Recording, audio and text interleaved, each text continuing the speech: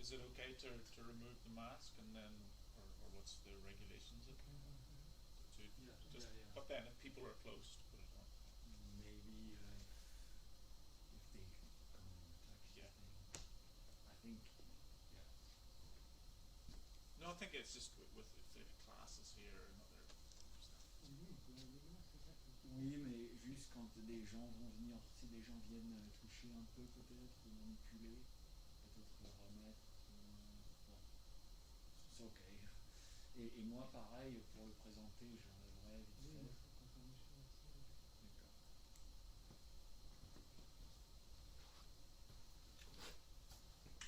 Je dis ça, mais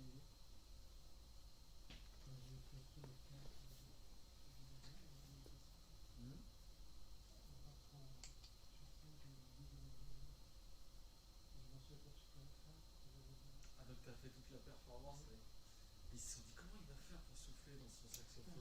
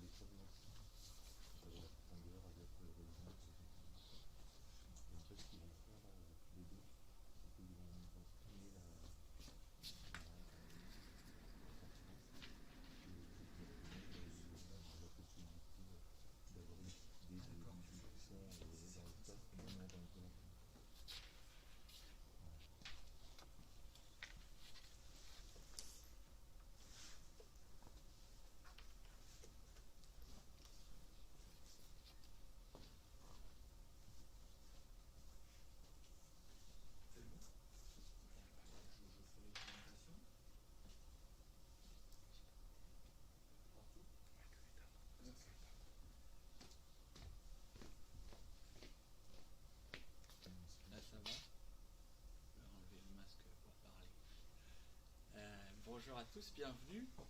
Je suis Thibaut Keller, je suis l'ancien réalisateur en informatique musicale du Scrime. Donc le Scrime qui est cette structure qui possède cette salle, qui est le studio de création et recherche en informatique et musique expérimentale, mais peut-être tu en as déjà parlé. Pas vraiment. D'accord. Okay. Donc ici vous êtes dans une des salles du Scrime où on fait donc de la recherche surtout sur les outils numériques pour faire de la musique. Et tous les mois, presque tous les mois, il y a ce qu'on appelle un concert rencontre où on fait venir un artiste ou un chercheur, souvent les deux, qui travaillent sur ces nouveaux outils pour la création musicale. Lors du premier confinement, je travaillais encore au Scrime, je viens d'être remplacé, mon contrat s'est fini il n'y a pas longtemps, mais lors du premier confinement, j'étais encore en poste et on a eu la chance d'avoir un compositeur irlandais qui s'appelle Gordon Delap, j'ai un trou, pardon. Donc on a eu la visite de Gordon qui a passé un an ici à Bordeaux et qui est compositeur et professeur à l'université de Maynooth en Irlande.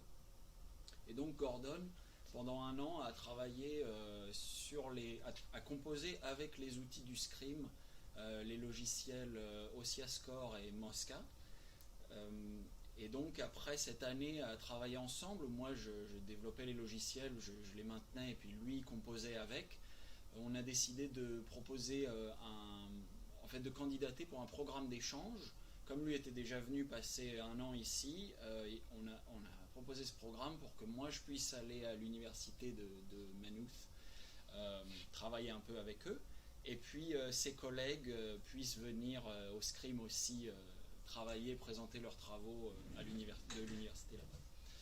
Et donc dans le cadre de ce programme d'échange qui s'appelle Ulysse, qui est programme d'échange franco-irlandais, on a la chance d'accueillir aujourd'hui Dr Iain McCurdy pour le mois de janvier. Au mois de février, on aura Shane Byrne et au mois d'avril, on aura Monsieur Victor Lazzarini. Donc on a 3 interventions comme ça au cours des prochains mois de l'équipe irlandaise et ils vont vous présenter un petit peu leurs travaux. Donc moi je vais présenter Iain qui est donc aussi compositeur et professeur à l'université de Maynooth, qui s'intéresse beaucoup à la nouvelle lutherie, ce qu'on appelle la nouvelle lutherie, les nouveaux instruments pour la création numérique, mais aussi à plein d'autres choses dont il va vous parler plus en détail. Par contre, Iain parle un petit peu français, mais pour ce qui est anglais, je vais essayer de vous traduire. Peut-être que ça va pour vous l'anglais, sinon je vais essayer de traduire un petit peu, même parce qu'on enregistre aussi. Et puis si vous avez des questions et que vous voulez les poser en français, vous pouvez me dire et puis je traduis pour lui. Donc voilà, je vous donne Iain McCurdy. Merci beaucoup, Thibaut. Je parle un petit peu de français, mais sur un petit peu. Can I speak English slowly and maybe if there's something that is unclear, Thibaut can explain in French.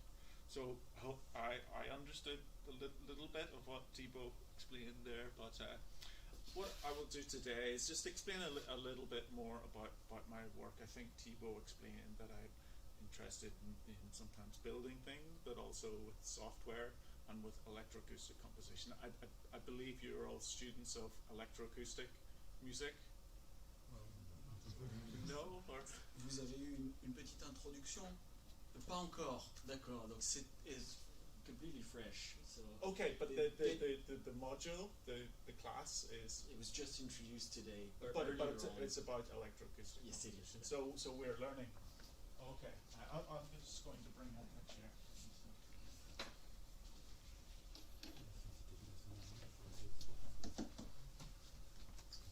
So I'll play a little bit of two pieces as well. I think just because we have a fantastic room here, and I have some pieces that I've written especially for more than 2 speakers, so with lots of speakers. So it's maybe interesting to listen to a little bit of those as well. So you can see where I come from. I come from Maynooth, which is presque de Dublin, maybe 30 minutes from, but I originally come from Belfast here. So my accent is a little bit strange, so hopefully you understand my English. Mainly so it's quite an old university, as you can see there, and it's also, it used to be a college for people who want to learn, to be priests, Roman Catholic priests. So what I'll do first of all is I'll play a little bit of a piece before I talk about some of the code and the software and some of the instruments. So I'll play a little bit of a piece that I wrote in Germany. I lived in Germany for 6 years. During that time I went to Karlsruhe in the south. There's a big centre for research into electronic music and sound spatialization. So I used an octaphonic studio. It wasn't this one exactly. So I composed a piece while I was there, and the sounds that I used in the piece were all from my voice. So I recorded my voice speaking different sounds. But I'm not a singer. I'm not a good singer. But what I think is interesting with electronic music and software is I can make music. I can make my voice musical. I don't have to be a performer.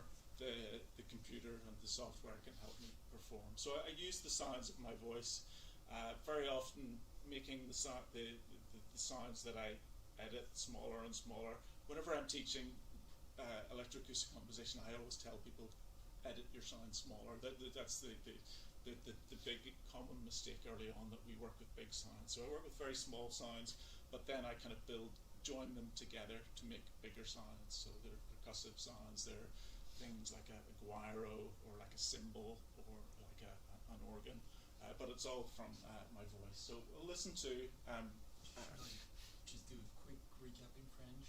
yeah.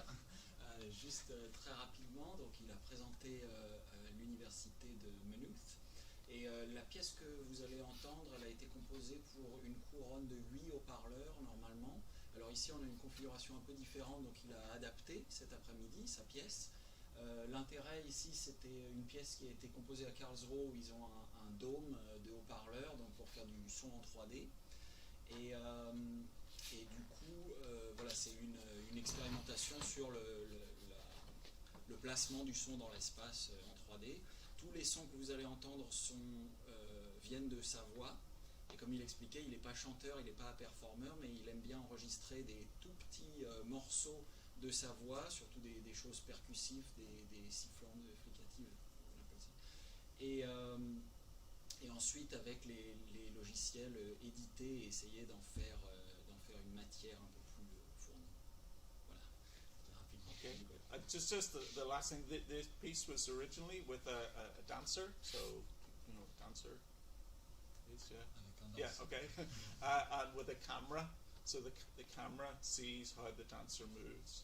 So there was another part which was more electronic sounds, which are controlled by the dancer. So you will maybe hear at times there's like a metronome, like a clock, and it's for the dancer. But this is a version just to listen to.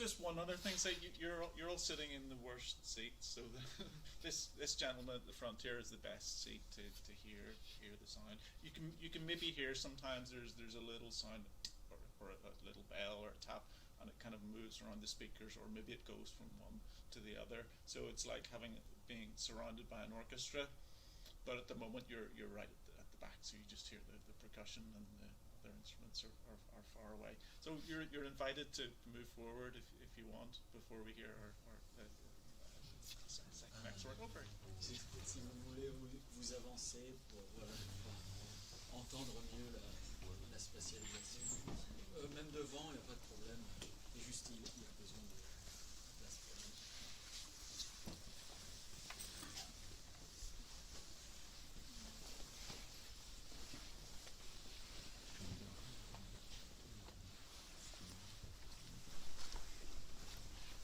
Thank you very much. We're going to be looking into some software for a little while, so it's something different. But what I use to create all of the sounds in this piece, first of all, is my voice, and secondly, it's a program called C-Sound. So has anybody heard of C-Sound or used C-Sound? You've heard of C-Sound? Yeah.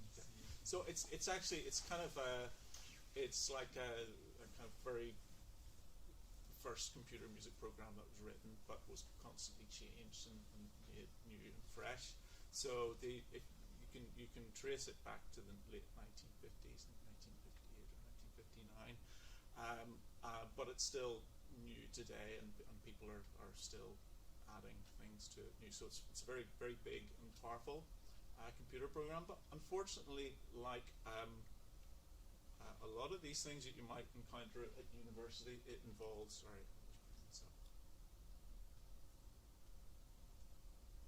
code. So you see, this is an example from. This isn't one of the bits of code that I used in the piece that we just listened to. So maybe this is for a lot of people, this is a little bit scary and a little bit new as well. But with C-Sound today, we can create GUI or graphical user interfaces as well. So makes it easier to interact in a musical way. Some people might say that pressing letters on a keyboard is not expressive in the way that playing a piano is. So we need to think of ways of making our code more expressive. And here are some other examples of that as well. But also, the graphical user interface is another example of that, I think. You can see here, we'll look at a few examples of this. This is another C-Sound file here, but with a graphical user interface. This is using a slightly different method, which I'll show you in a moment. But one thing that might interest some of you is that I can create my C-Sound code on my graphical user interface, and then I can create it as a VST plugin, and that means that I can then use it in Reaper or in Ableton Live or lots of different programs. So it's possible to work in C-Sound, but then to also use software that we're already familiar with. We'll look at that in a moment. I just include this thing at the bottom here. This is a device that I started with, really, when I always wanted my music to still be expressive and to have a sense of movement and control with the fingers rather than just tapping on a keyboard.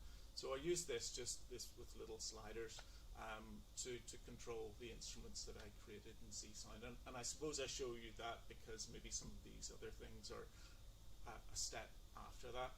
What we'll do maybe is I'll just show you the C-Sound with the graphical user interface and some of the codes that I've created. So this is a front end called C-Sound Qt. And there's another one called Cabbage, which I use a lot more these days. So this is it here. So it's just the same thing. It's just something in front of C-Sound. So we still have all of our code in here. So, and this is something that I've written here. So, and I'll just point out also if some of you are interested in testing this as well. I think this C-Sound and Cabbage is a very good place to start. And what you can do is, if before you get to any code, you can go into the examples here, and there are lots of examples of different synthesizers or effects. You can just try them out, and you don't need to understand the code. And I've written most of these examples, so I didn't write Cabbage, but I work with the person who wrote Cabbage, and I create all these examples for it. So we'll just show you a few of them, first of all, here. So this is, some of them are very familiar and maybe popular with a lot of people, sort of old vintage instruments. So I think called a Roland TB-303, which was an old synthesizer that the company Roland made in early 1980s, and nobody liked it. And then in the 1990s, there was sort of acid house and dance music, and it was used.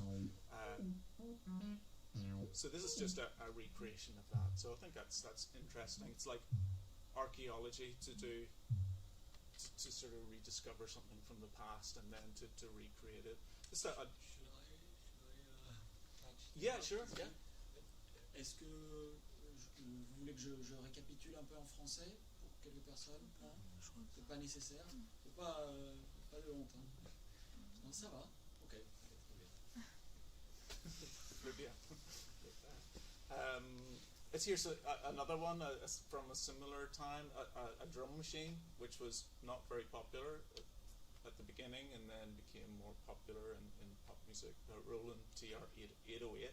So it synthesizes all of the sounds, so they're very simple, and I find that fun to then kind of recreate, listen to the sound and analyze it, and then to read what evidence there is, and then to recreate it. So these sounds will also be very familiar.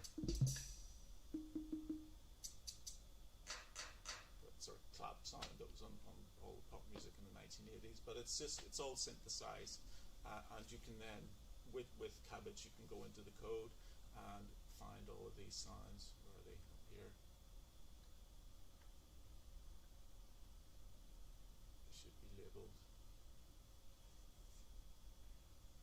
So there's the snare drum. So if you're like the sound and you're interested to know how was that created, you can then maybe look into the code and see there's an oscillator, some oscillators, and there's some noise, things like that. And I've tried to recreate the way in which it would have been programmed in order to create a rhythm. I've got another drum machine. For a little while I was interested in these old drum machines and recreating them. There's another one called a Korg Mini Pops. And I was just going through these earlier and I thought, well, I'll have to bring this one up because there's a French composer, Jean-Michel Jarre. Has anybody heard of Jean-Michel Jarre? So he did some albums in the 1970s that were very interesting to a lot of people, and he used this little drum machine called a Korg Mini Pops in most of them. So you can, if you're familiar with those albums, you can hear them, hear these sorts of sounds. So you can't program the rhythms really. It just had buttons with styles. So you would have tango and slow rock. And if you wanted to create something more interesting, you would force 2 or 3 in together, and it would do something strange. But this is just a recreation of that. So if you're familiar with those records. But the different thing that we can do here is because I can make this a VST instrument, and then I can bring it into Reaper, and then I can program my own rhythm in with that as well. We'll look at some that are a little bit more interesting. Well, here's another one that might be familiar as well. There's an old instrument called a mellotron, which is like a very early sampler. So sampling is when we record something and then we play it back from a keyboard to hear the different notes. And before we had computers and digital memory, they had to use tape, so like an old tape recorder, but just little bits of one bit of tape for each note. And there's a famous instrument called a mellotron, and a few of the sounds from it are quite familiar. So this is actually a physical model, a recreation of a sound. You'll hear it in lots of tunes, but a very famous one is the Strawberry Fields Forever by the Beatles. It has this mellotron flute sound.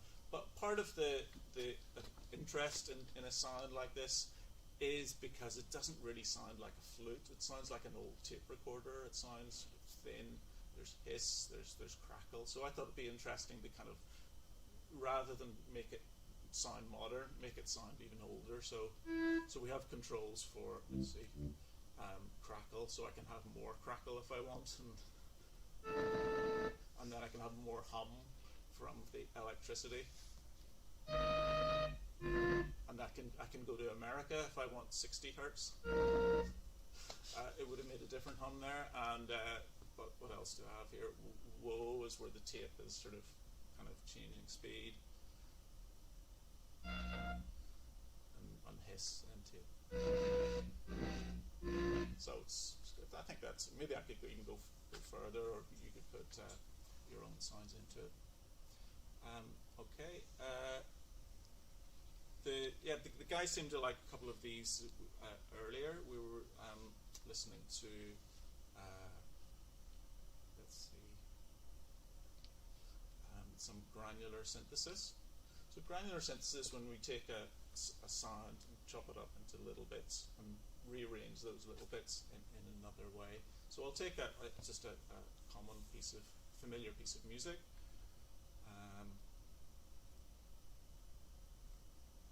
By an Italian composer, some of you may know. So it's just from opera.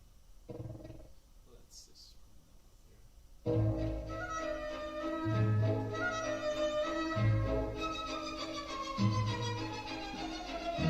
I think it's playing a little bit faster than normal speed for some reason. I think the sample rates changed. You maybe recognize that tune, but the interesting thing about granular synthesis is that we can change the pitch, or we can change the speed independently. Normally if we just have a record or a tape and we change the speed, we change the two together, but there are a lot of other things that we can do with granular synthesis as well. So I'll just change the speeds. Go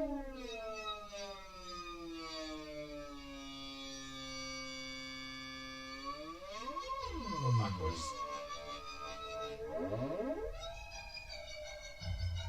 And we get that strange sort of listening through a pipe sound because the grains are they're all the same. It's like somebody playing a drum very fast. But if we mix that up, make it a little bit random, then we don't get that sound.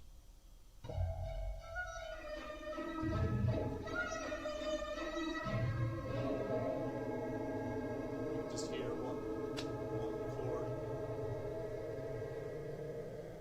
Make the grains very small, or make them larger. And I can also play from the keyboard then as well. I don't have if I had a MIDI keyboard, I could play something. Oh, that's a bit low. What I'll do is I'll bring up another one here. Using a slightly different method to achieve the same functionality. I'll bring in the same sound.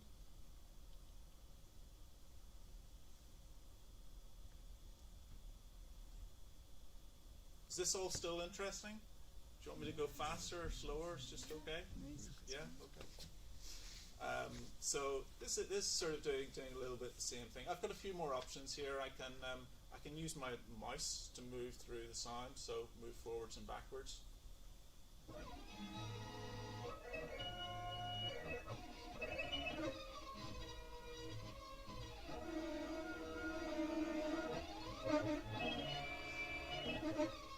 So if I had a touch screen, it would be a bit better. This isn't a touch screen here.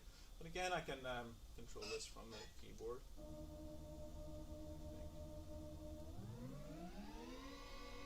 And then I can move through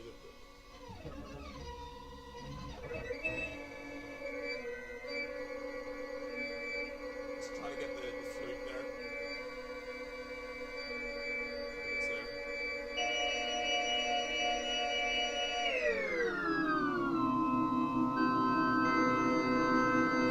Okay, so it's sort of interesting. You take something which is already composed, you deconstruct it, and then recompose something new from that.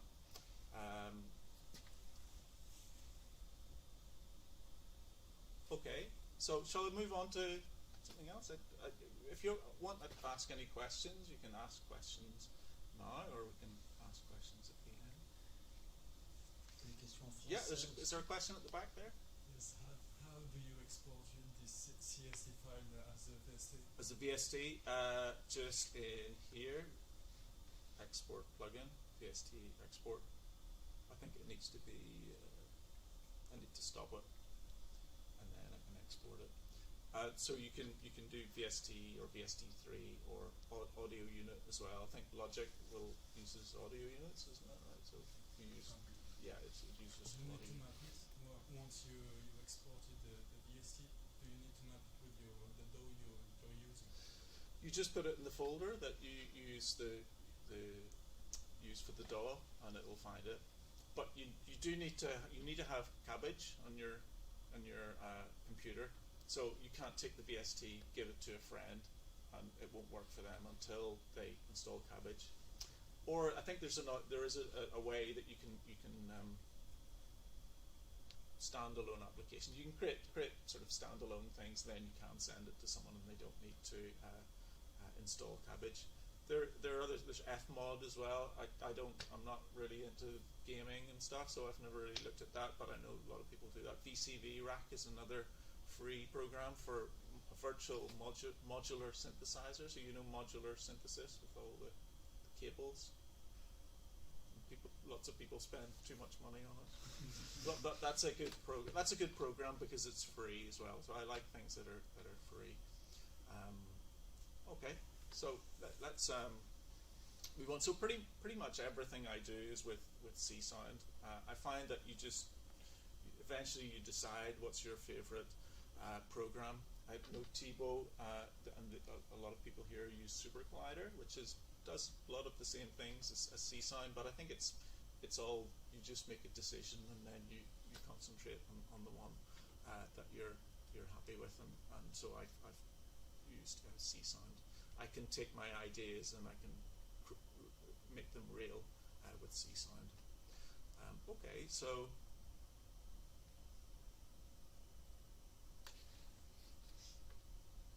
we'll maybe look. I'll talk about a few of these inventions and installations here, and I think these divide really between what I would describe as installations, so things that would be in an art gallery or an exhibition space, or things that are instruments, things that are intended to be played. These four little ones were for a specific installation, but it was one where people had to come in and you have to do a lot of work with it physically.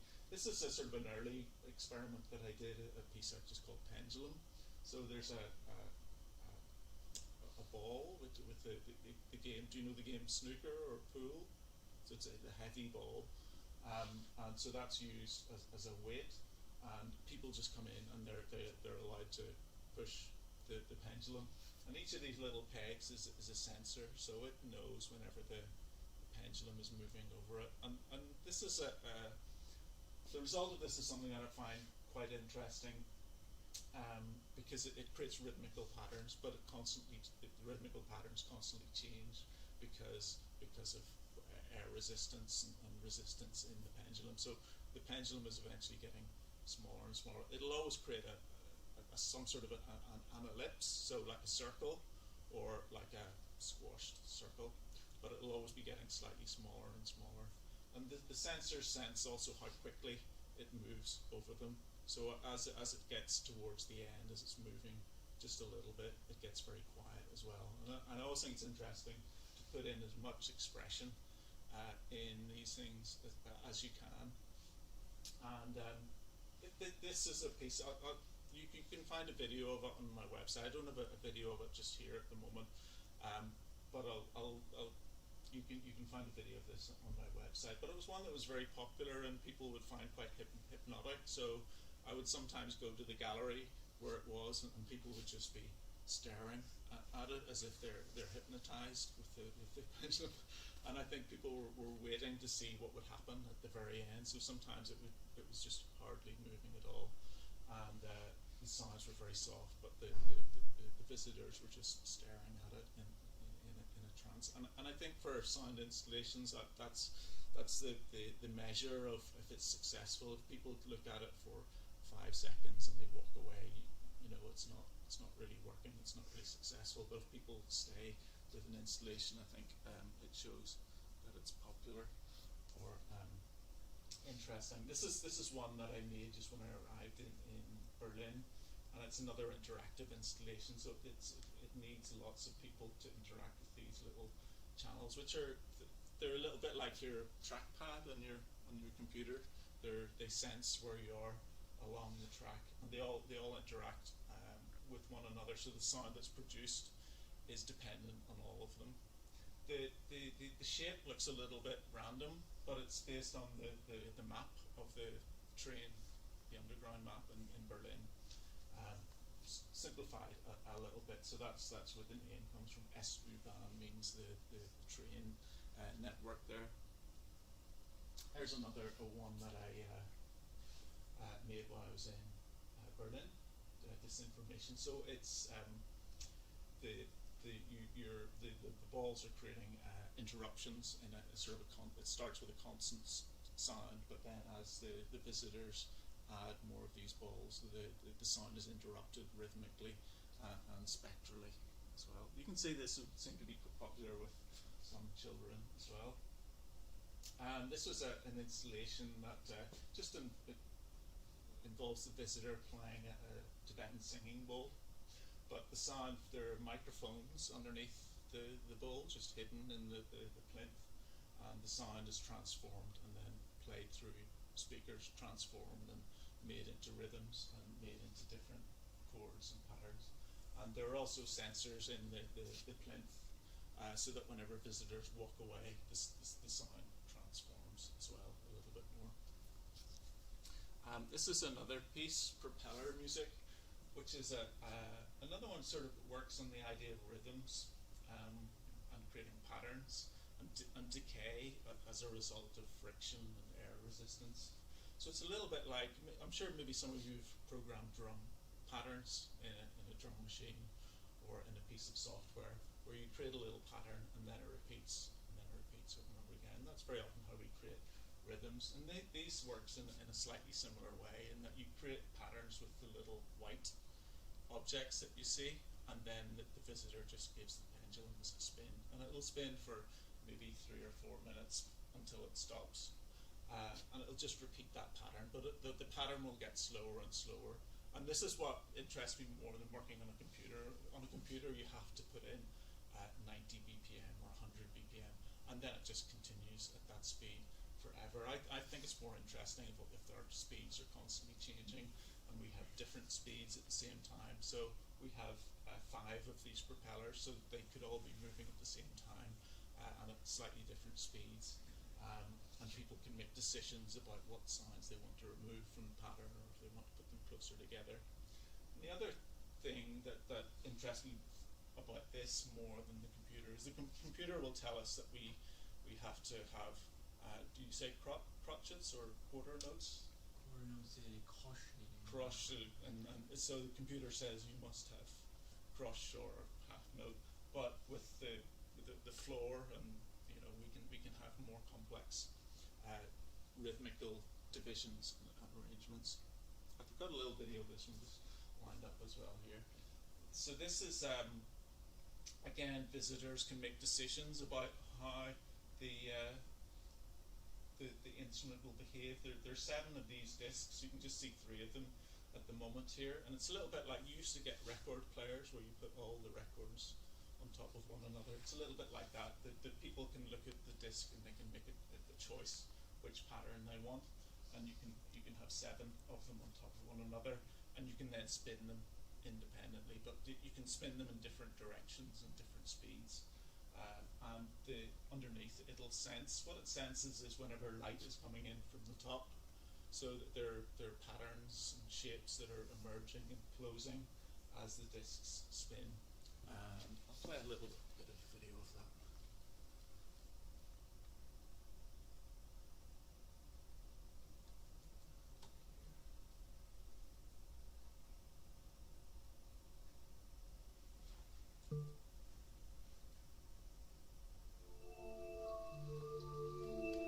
It's not a very good quality video, but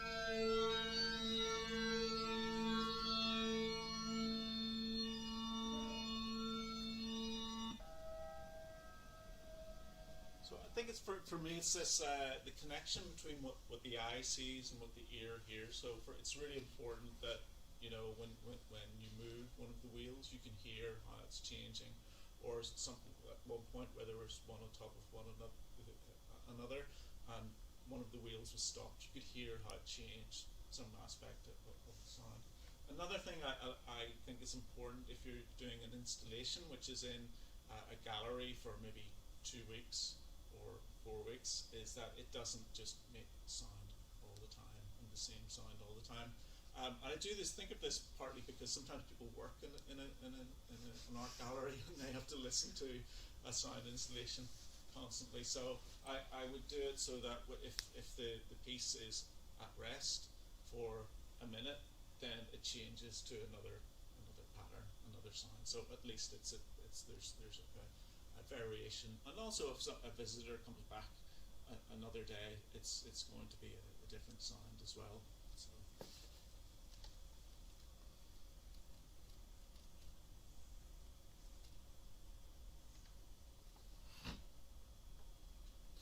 This one we'll have a look at. I've brought this one with me. I'll have a look at it in a moment. This is another interactive sound installation. It's the thing that's interesting here is musical interface with over 18 quintillion combinations. I think a quintillion, I did calculate this at some point, so I think it's a billion or something, 18 billion or something like that. Anyway, the point about it is that it's not just 64 buttons. The buttons depend on other buttons. There's sort of a complex interaction between them. So it can produce some things that are quite surprising. And sometimes when I've had this installed in lots of places in different countries, but sometimes I'll come in and I'll hear a pattern or sound that's kind of really nice, and I haven't heard it before. And I think that's interesting because I'm the creator, but I'm still surprised by the piece. I think because I put the sort of the more possibilities in it than I can think of. So that's.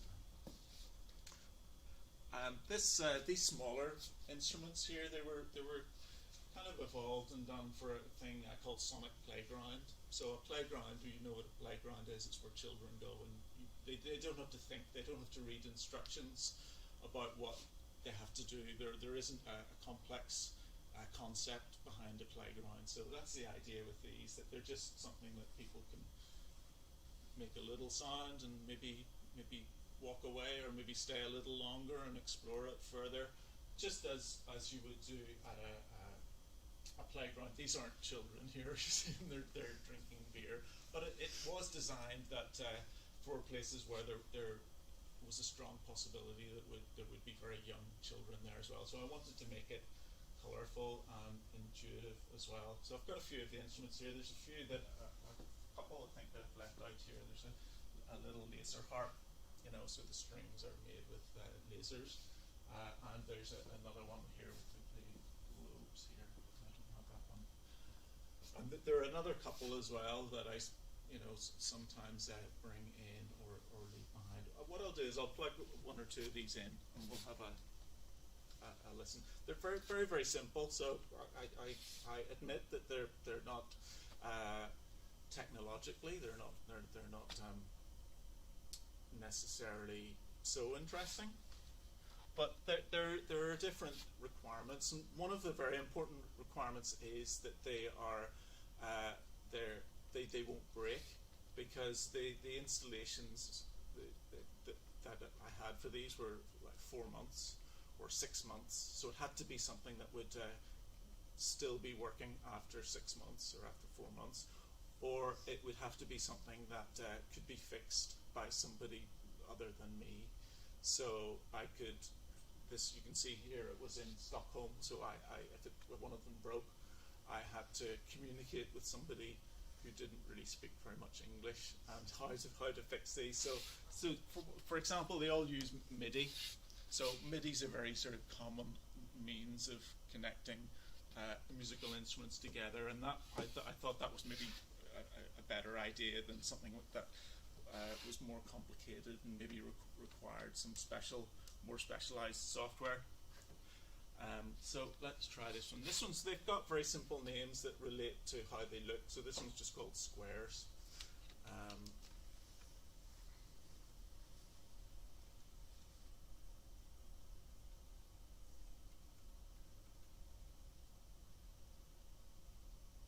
I'm just running these from the command line.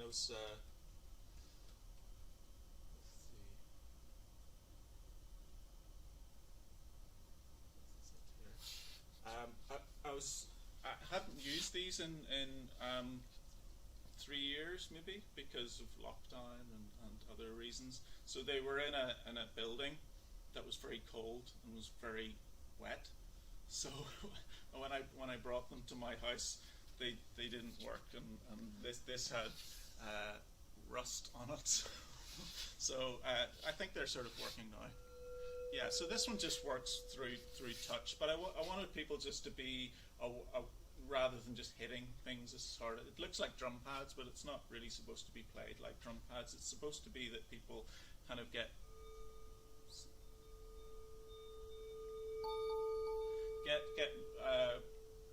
become more careful about their touch and explore soft touch a little bit more. I was thinking kind of like the wine glass, the way you can play a wine glass. I thought I'd create something that behaves a little bit more like that. So it is possible to hit it and you get a little ping, but you can also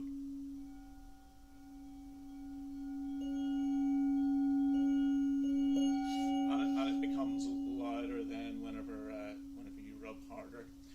Really, the way it works is just using something called, we might use it as a contact microphone in other places. So it just senses the sound transmitted through the panels. A little bit like if you bowed a glass, I suppose, as well, as I said, with a finger, or if you blow into a piano and the strings resonate. This is a physical model as well, so it's not playing a sample, it's a synthesizer, but I can put different sounds in it. Mostly it works well with bells or strings. It sounds like that resonate. We'll look at another one here. Let's see.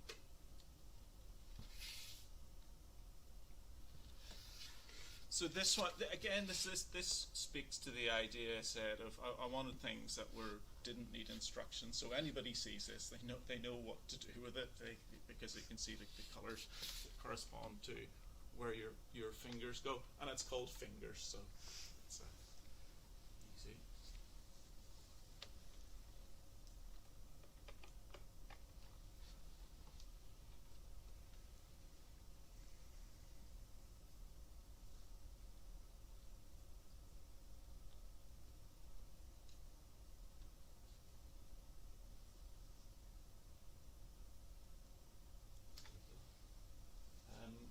So this uses pressure sensors. So it senses when I press down. Originally, I thought it would be a very nice idea because I can make pressure sensors from recycled materials. So from little plastic bags and bits of plastic, and then copper tape. So I can make pressure sensors. But what I found was that whenever it was in a gallery and children were this, they were all broken very quickly, so I replaced it with ones I bought, which I didn't want to do, but anyway. So this is another physical model, and I always try to imagine an instrument that I'm creating, and sometimes I don't know, anybody play a church organ, pipe organ, with the wind? The sound that I like most in the pipe organ is when you turn the machine off. I always like to play a chord and turn it off, and then you hear all the wind decreases and the pitch gets weaker. And there's actually a piece by the Hungarian composer Gergely Ligeti which uses this idea. He plays chords, but you're also supposed to control the air coming in so that the pitch slides up and down. So that was the sound in my head.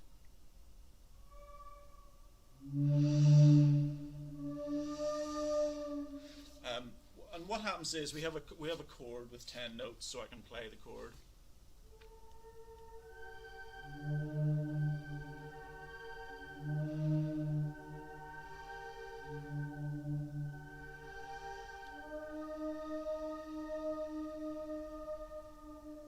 And I can just change the pressure and create a melody based on that. But again, it listens to what I'm doing. If I lift all my fingers off, it then thinks of a new chord. So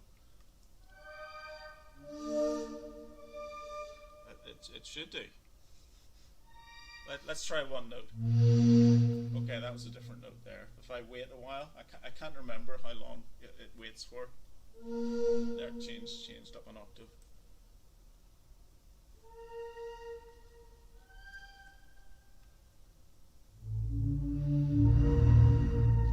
I think that was a different chord. Anyway, I can't remember all the details of some of my code because it's quite old. We'll have a listen to another one here.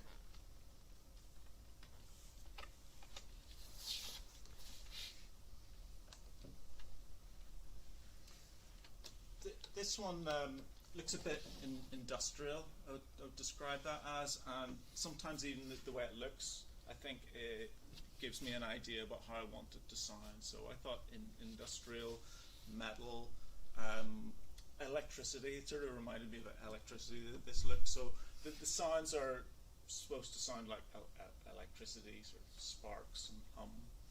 But it also uses electricity as the means of sensing. So it helps if your fingers are a bit wet because it's using the.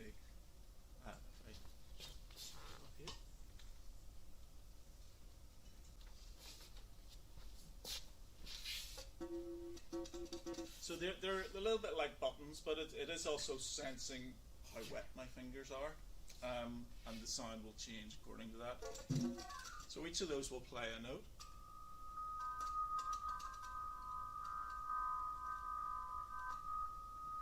And it's not when I press the top, it's when I press both together, because I'm creating a connection between the two. These were installed in science galleries, so I don't know if you have similar things in France. They're sort of an interesting thing. It's a little bit like a museum.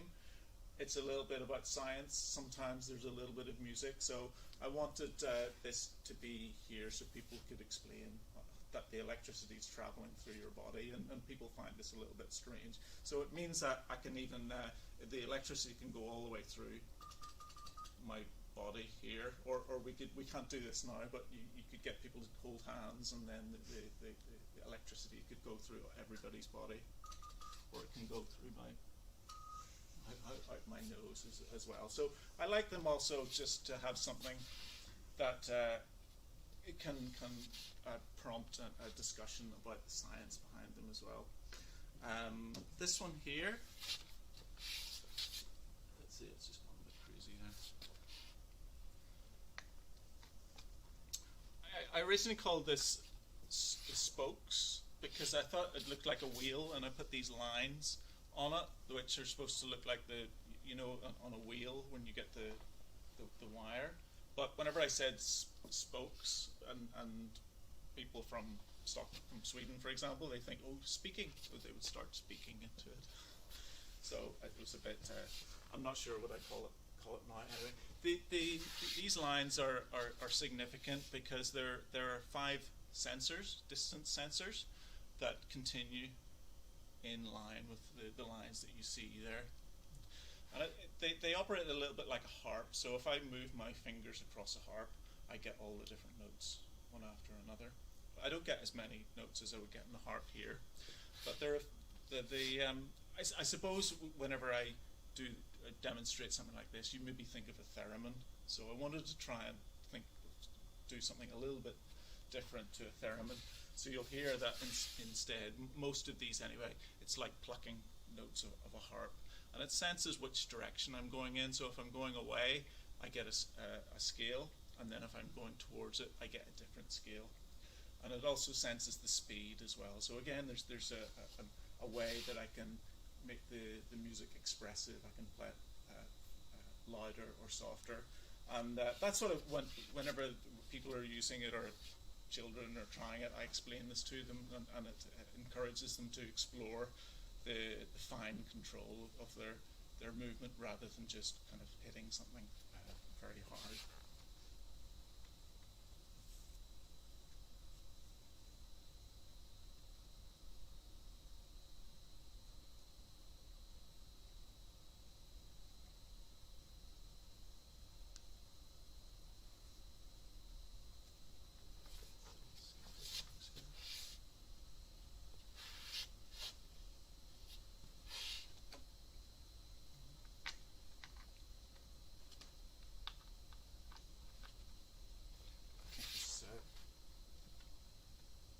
When unplugging it and replugging it wasn't a good idea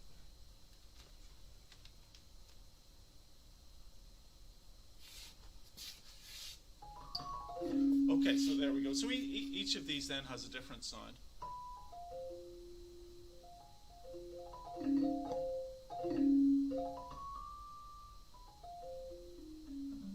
So you can hear how I can make the sound louder or softer, and it'll go out to about here. Let's see. So about 30 centimeters, I think, is the distance there.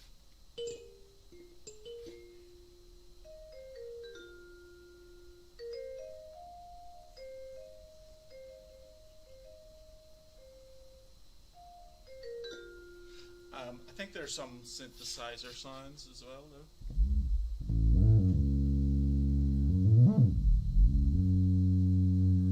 And the sound waits. If I hold a note, then it brings in a little bit of vibrato. So there's another thing that we can wait for.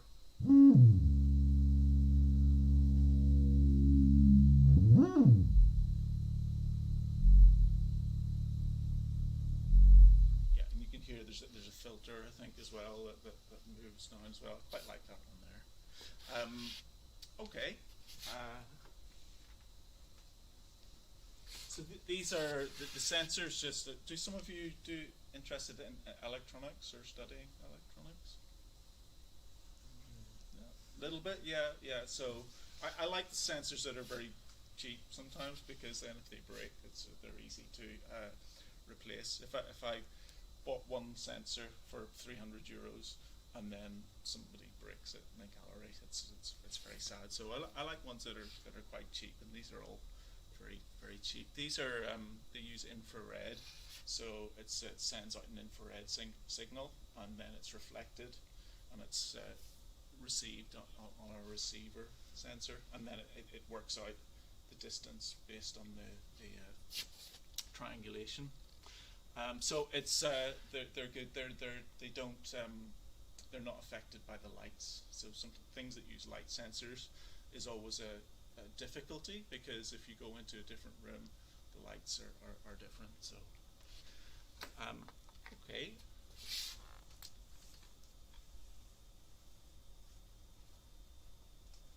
Oh, are we okay for time, do you think, for maybe another 20 minutes? Yeah. Is that okay? Sure. Jean-Marie, ça va? Encore 20 minutes? Ouais, pas plus, hein. Pas plus. Not too much more than the securities. Oh, right, okay. So I'll do the next bit a little bit. I'll try to do it quickly. So this is yeah. So we're going to look at something here. What I'll do is we'll listen to a sound, and then we will do something with it. This is something that I'm working on at the moment. I'm always interested in things that we can't see or we can't hear, or just out of reach. So I have a recording that I made outside in the evening. I can't remember. I think in October, something last year. We can see that there's some sound here. It looks like maybe there's a drum roll or some music building up here, and then it gets quieter. But if we listen to it, we don't hear anything. Oh, that there is something there, because we can see that the indicators are moving, but we're not hearing anything. So this is a bit mysterious. As soon as anybody knows what the answer is, just you can tell me. You can shout out. This is a little sort of a question for you. Why are we not hearing that sound? Are these ultrasounds or the Yeah, opposite? you're too quick for me. Nobody's ever in that. All right, okay. So we'll not. I'll go through the rest of it. It's okay. So we can see that there's sound there. I maybe give it away with this sounds that we can't quite hear. What we do here is, have you seen a spectrogram before? So there's different ways that we can look at sound, and one of them is the waveform that we were looking at a moment ago. Another one is a spectrogram. Oops.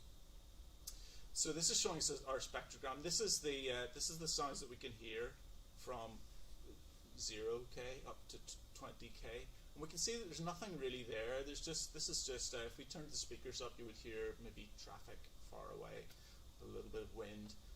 But there's something more within the sound that we can't quite hear. And whenever I zoom out on the spectrogram into the region, as you said, that we can't hear, that's where what we saw in the waveforms, it reveals itself. So it's these things here,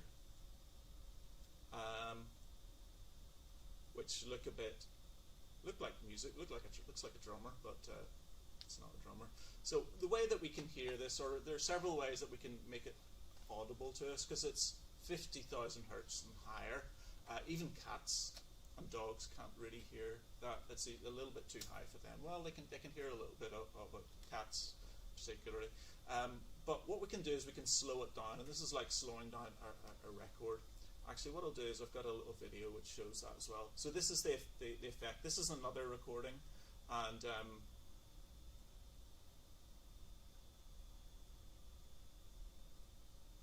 what you'll hear, in this one you'll hear that there are birds, so at the beginning you hear the birds and people talking, and then I slow the speed down so you hear the birds get lower and lower and the voices get slower and lower and lower, and then you start to hear these mysterious sounds that we're looking at there emerging.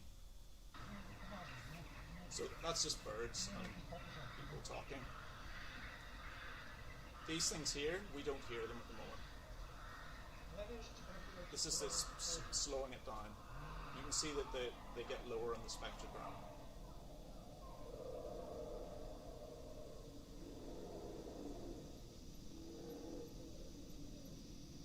That's them now. You hear them start to emerge.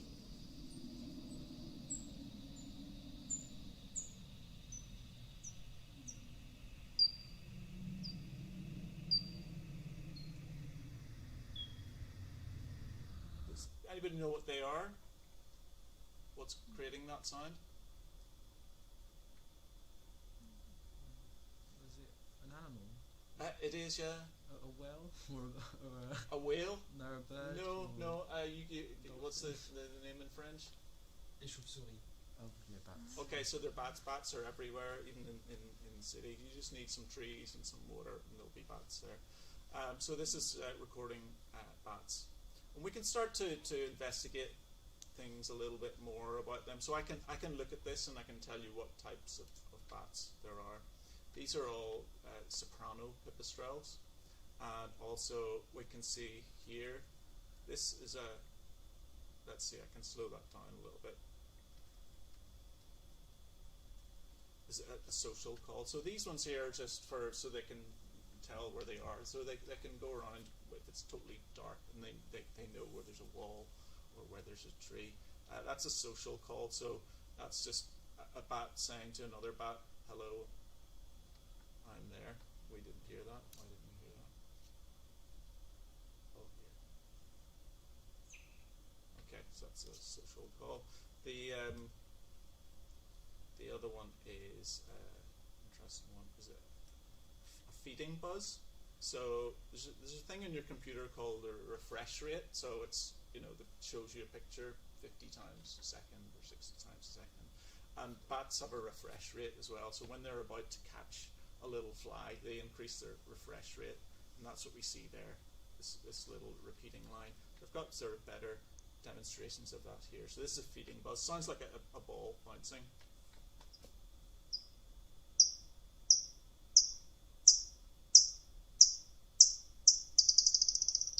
So that's something got eaten at the end of that sound. The social call. So that's a bat saying to another bat, maybe, "Do you want to be my girlfriend?" or "Go away," or something like that. They've got very obvious things that they say to one another. Anyway, that's something that I'm working at the moment on a piece. I'll not play that piece, but it's also something you can do very cheaply as well. These are the microphones that I use there, which are very, very small. And I created a little thing that looks a bit like a bat's head with bat's ears, because the cones make the sound louder and more directional. You can also just listen to them while you're there with a thing called a bat detector. This is a very cheap one you can buy on Amazon for €20. So if you're interested in doing something very simple, don't do it now, because there are no bats. They're all hibernating. So in April they'll come back. That's the bat detector. You need a special device to record onto with the microphones, and this is the important thing here: sampling rate. So to record bats, you need something that records at 192 kilohertz. So if you have a Zoom recorder, maybe it doesn't work. You need a more expensive recorder, like one of these here. I've got a little bit of a piece we can listen to. Shall we listen to a little bit of another piece and then look at this? Have we time for? Juste écouter une autre pièce et puis après Yeah, on okay. s'amusera. So this, I'll listen to a little bit of this piece. I like pieces that start on a clear idea, so just not necessarily lots of sounds, but or one object. So this piece is based on a boat. So it's this boat that you can see in the left of the picture here. So I recorded lots of sounds just on this boat. I was interested in the idea of the boat behaving like a musical instrument. So when the sail is very tight, it's like a drum, the skin of a drum, or when the ropes that you see there, when they're very tight, they hum like a guitar string as well. So there's all sorts of musical sounds that the sailing boat produces. The problem is that there's always other sounds. So there's the sea, there's the seagulls, and sometimes it's nice to record those, but sometimes I just wanted the sound of the sail or just the sound of the rope. So using contact microphones, I'm able to record the sound within the boat itself and not have any of the other sounds. So some of the sounds for this are with a contact microphone, and some of them aren't. And it's a little bit of a soundscape piece, so this is maybe something that some of you will be interested in as well. And whenever I do soundscape pieces, I treat it like having a dream of something or a memory of something. So sometimes it's very clear if it happened recently, but if it's something that happened a long time ago, it's the memory is a little bit distorted. So this is the way I approach these sorts of sounds. So sometimes it just sounds like we're on a boat, and then other times it sounds distorted or changed, and that's the way I'm thinking. It's like a memory that is being combined with other things, or distorted or forgotten. Okay, so you're all in better seats this time.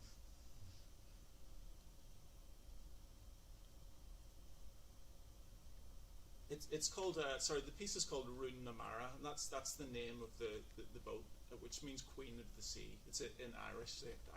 Irish they speak English, but there's an Irish language as well. So that's what that is.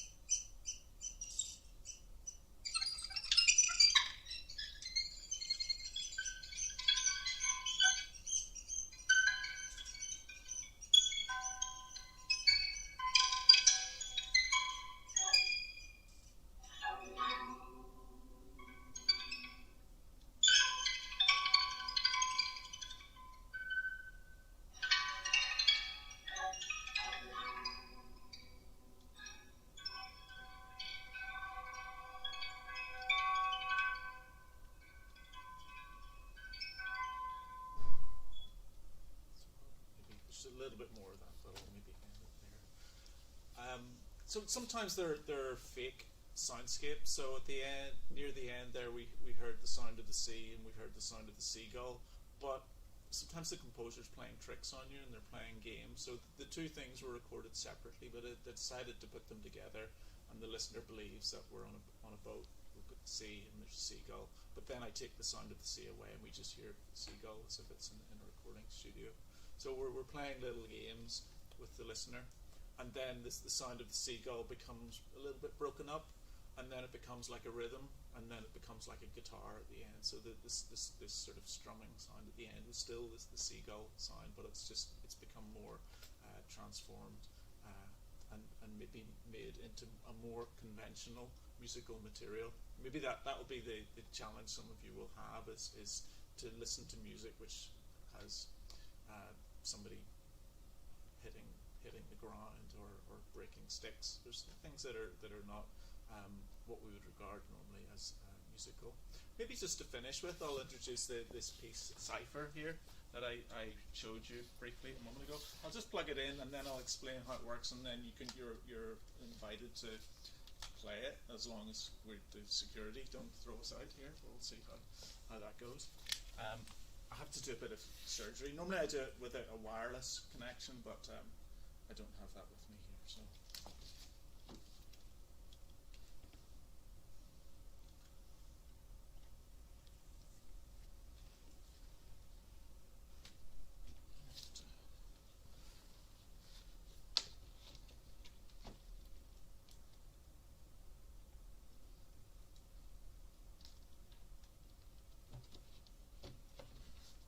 Okay.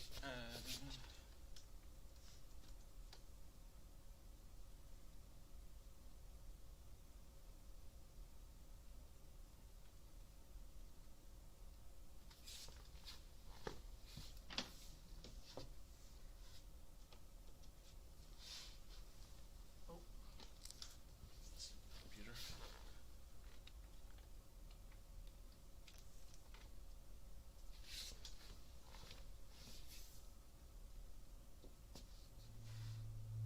Okay, so each of these little holes has starts a sound. And sometimes it's a musical sound. Let's see.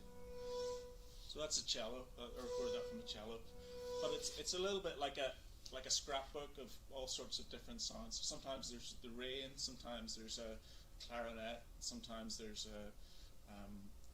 water dripping into a bowl. That's another cello one, I think. That's like a percussion instrument. So we have all of these different sounds, but they, as I mentioned before, they also interact with one another. I'll try and find one for demonstration. I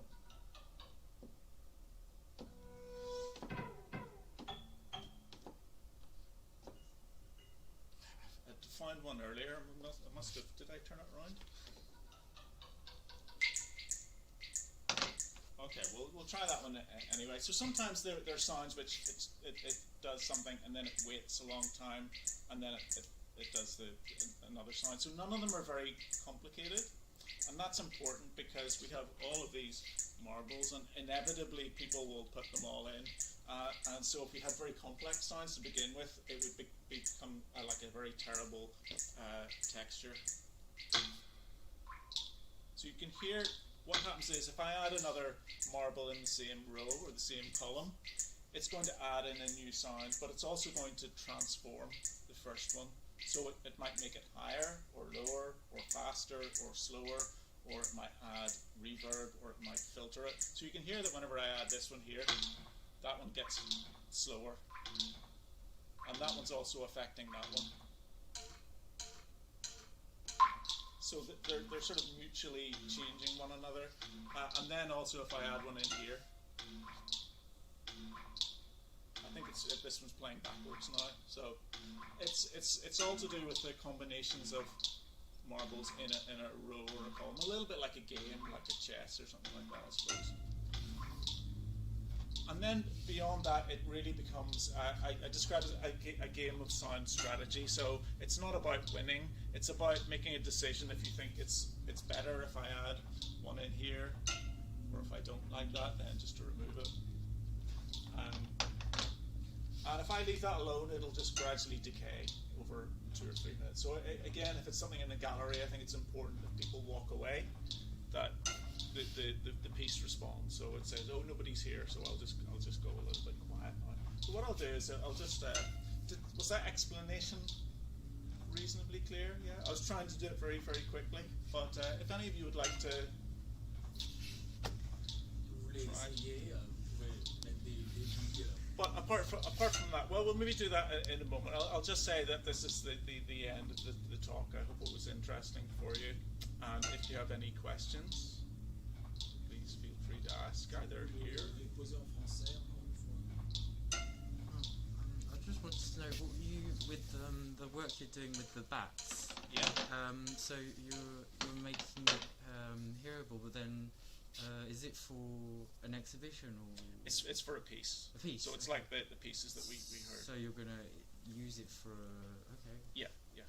So and when you make a piece, do you make it available somehow? Yeah, it'll be performed in a room performance. like this, or a bigger concert hall. You can see the ZKM, for example, a place like that, or we have special concert halls in Ireland for this sort of music. This piece is the piece I'm doing at the moment. It's partially finished. I was going to play a bit, but I've decided not to. It's 4 bats as well. So the first 30 seconds is too high for humans to hear. So that's the bit for bats, and then it sort of slides down and we can hear it. So thank you very much.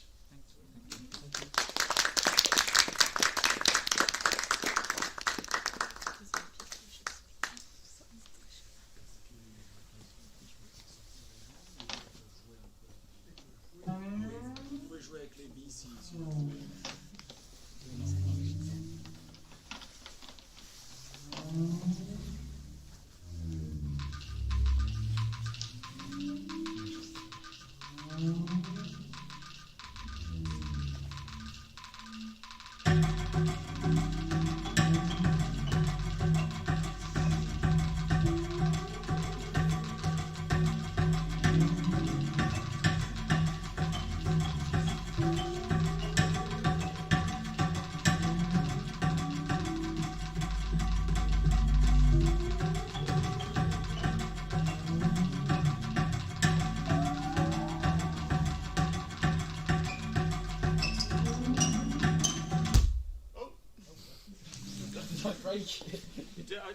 There's some. Noticed that earlier as well. There seems to be a bug in my code, or something's changed since last time.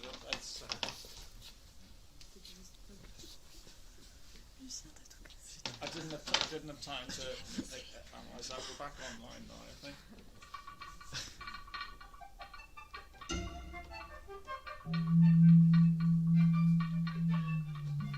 Sorry. Carry on. Don't worry about that. It's just it's a physical model. Sometimes they're a little bit like experimental bomb making. Okay. It can explode like that.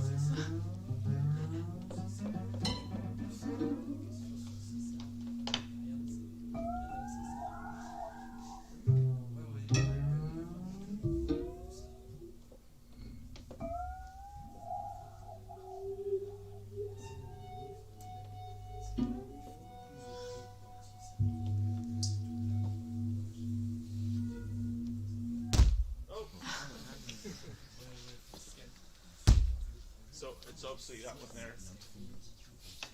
Put tape over that. So because I turned it off and on again. Yeah, or else just kind of give it a shake. And they're very simple switches. These switches are homemade. They're just 2 bits of plastic with copper tape on each bit of plastic, and then when the weight of the marble just pushes them together. It's really cheap.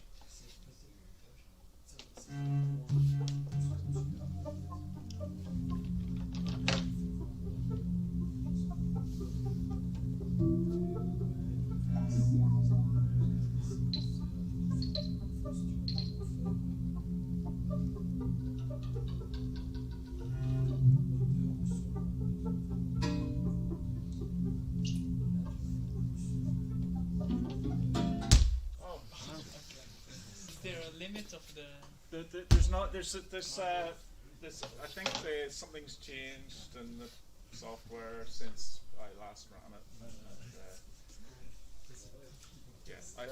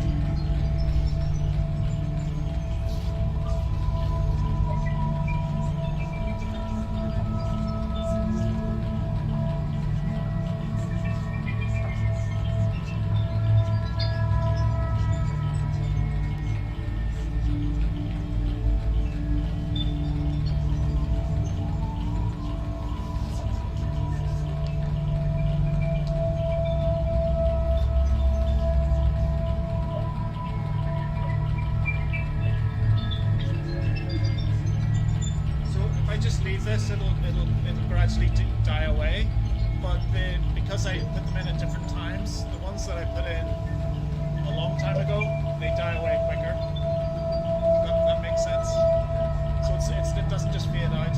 It decays depending on when I put the marbles in. We'll just leave it and see what happens.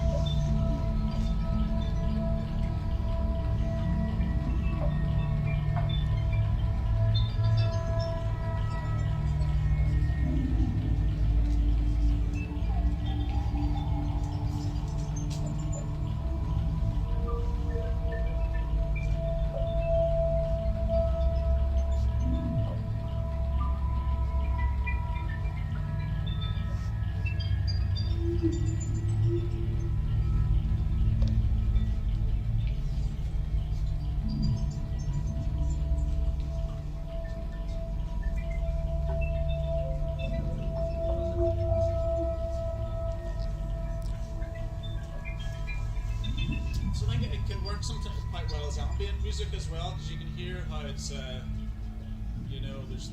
an evolution in the music going on, even though I'm not interacting with it. So that's what I think my favorite way of using it is to just create something that I like, a combination that I like, and then to just leave it and to let it die away. And then you take them out and start again. So it's like